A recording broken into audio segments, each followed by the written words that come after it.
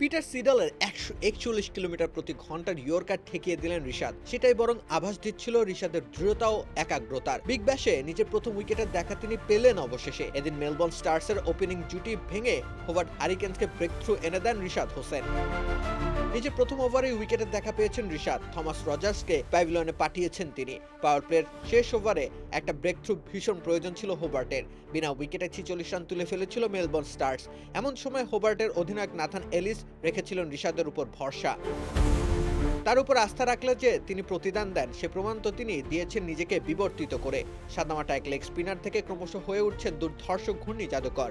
এরপর নিজের দ্বিতীয় ওভারে আবারও রিশাদ আঘাত হানেন স্টার্স দুর্গে। এ দফা আরেক ওপেনার জো ক্লার্ক পরিণত হয়েছেন রিশাদের শিকারে। এদিন হোভার্টের স্কোরবোর্ডে খুব বেশি রান ছিল না, স্রেফ 159 রান ডিফেন্ড নাম্বার ওয়ান হচ্ছে মেরিল পেট্রোলিয়াম জেলি করতে হতো হোভার্টকে। তাই তো উইকেট নেওয়ার বিকল্প ছিল না। সেই উইকেটের অন্বেষণ রিশাদের বোলিং ফিগারটাকে খানিকটা এলোমেলো করে দিয়েছে। প্রথম 2 ওভারে মাত্র 16 রান খরচায় 2 উইকেট পকেটে পড়েন রিশাদ হোসেন। কিন্তু তৃতীয় ওভারে 17 রান হজম করলে তার দারুণ দিন খানিকটা বিবর্ণ হয়ে যায়।